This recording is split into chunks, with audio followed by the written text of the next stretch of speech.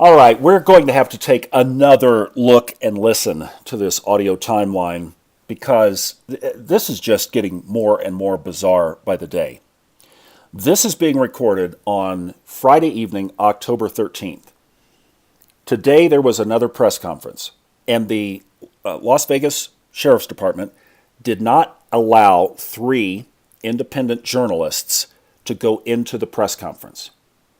Why did they ban the only people who are asking really relevant questions? Why did they keep them outside and post an armed deputy or guard, whatever, at the door? Why did they not take any questions inside the press conference? They might as well just have recorded the darn thing on YouTube like this. Why did they have to gather all the media there when they could have just recorded it on a laptop? Because we're getting their narrative. And this really just sends all kinds of red flags, obviously. What are they hiding? Where is Jesus Campos? What about the timeline that keeps changing? When was the guard actually shot? What about these 2 financial transactions accounting for millions of dollars that took place before the event, including George Soros? So who knew what when?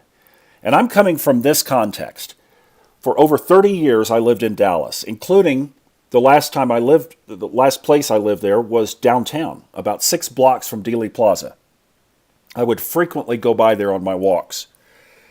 Every single day of the year, including Christmas, New Year's, Thanksgiving, and your birthday, there are hundreds of people who visit Dealey Plaza still today. And they walk out into the street and stand in those X's and get a picture taken. They climb up on the grassy knoll. They go behind the fence. They point up to the 6th floor. Why would hundreds of people still visit that site today? It's because they don't believe the narrative. I have a very good friend who was in the know. He worked in these circles, who says that J. Edgar Hoover was in the sheriff's office in downtown Dallas, which happened to be on the parade route. The parade turned from Main Street onto Houston, went right by the Dallas sheriff's office at that time, and then it turned onto Elm Street. And now we have the FBI and a sheriff not taking questions, not answering the difficult issues in this case, not leveling with the American public, not answering these difficult, unanswerable questions. What are they hiding? And what will we, the people, do as a result of this? It's getting absolutely ridiculous. I'm going to play 2 sections again. This is a condensed version of what I did, a longer version. No commentary. Just listen to this. You hear what you hear and come to your own conclusions on this. The next clip, we're going to slow this down a little over half so you can hear this in a slow motion version.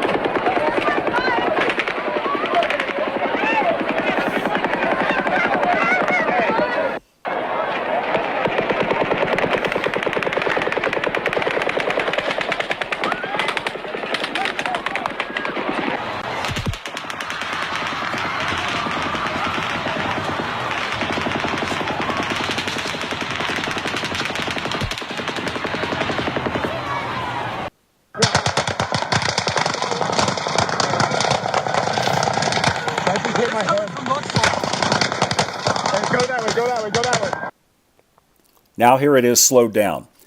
And what I'm listening for is the different cadences.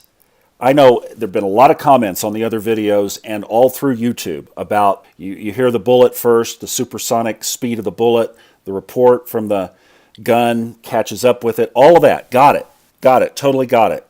But that doesn't account for different cadences.